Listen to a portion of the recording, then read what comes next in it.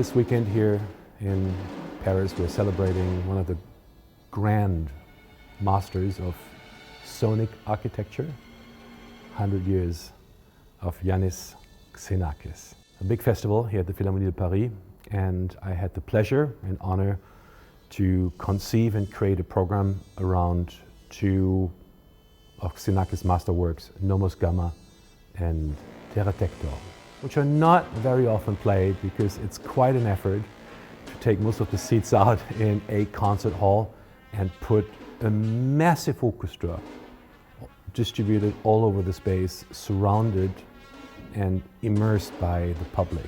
So it's really a completely immersive experience to listen to these sonic landscapes that were absolutely groundbreaking at the time when they were conceived and are still sounding fresh, radical, and intriguing for the ear. And it's a new way how to really feel music differently. And I thought instantly of another great master of music that so much focuses on space, Richard Wagner, especially the late Wagner.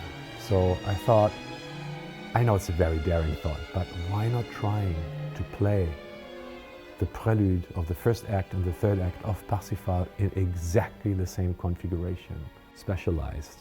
All the musicians distributed all over the space, all the strings sitting far apart and creating a sound that makes us feel like we're sitting in a cathedral where the sound is like spinning and wandering. The core of the concert is two works of chamber music. It's one work for accordion solo by Sofia Gubadulina, a work from the late 70s that had a very powerful impact on my personal understanding, creative understanding who I am as an artist.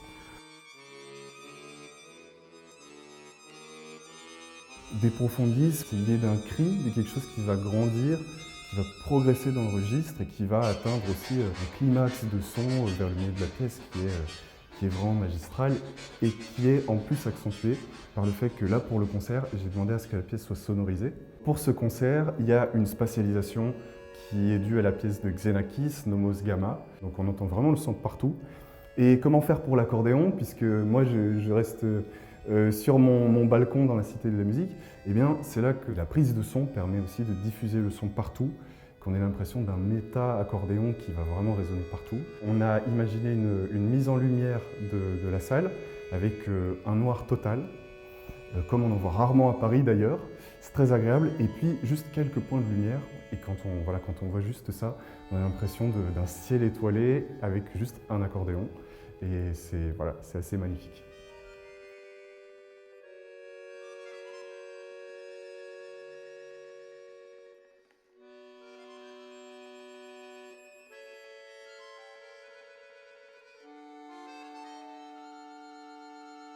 It's sitting next to a work by Olga Neuwirth, also one of her earlier works, Ondate, for two bass clarinets, and it kind of explores maybe the opposite spectrum of sound than the accordion.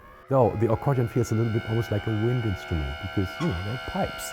And because of that, I wanted to put it next to a work by Olga Neuwirth that actually is using wind instruments. Beautiful work, very powerful in its intricate richness.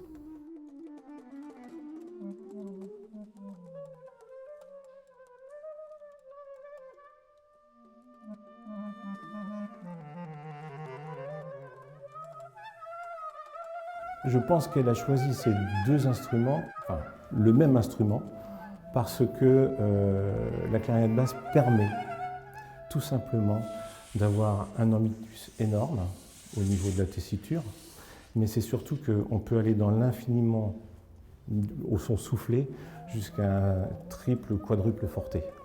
Et donc je pense que c'est cette histoire de vague qui revient, et donc une fois on est dans le creux de la vague, une fois on est dans le haut de la vague, et au fur et à mesure qu'on avance dans la pièce, on finit vraiment en haut de la vague. Il y a une forme de dialogue entre Li-Ling Li, qui est mon étudiante au CNSM de Paris, et moi-même, parce que les vagues en fait sont enchevêtrées. Et il y a au moins deux vagues qui sont comme ça. Et donc c'est un tuilage, c'est vraiment la mer, quoi. De temps en temps on est vraiment ensemble, et d'autres moments nous ne sommes pas ensemble. Et la difficulté de cette pièce aussi, c'est ça, c'est écrit le plus vite possible dans un laps de temps donné. Et donc il y a des points de repère, et puis il y a d'autres moments où on est beaucoup plus libre, comme une vraie vague. That's the core of the program. Then the layer around us is the two works by Xenakis, Nomos Gamma, Terra Tector. And again, I surround those two works with the two preludes, first and third act by Richard Wagner, Parsifal.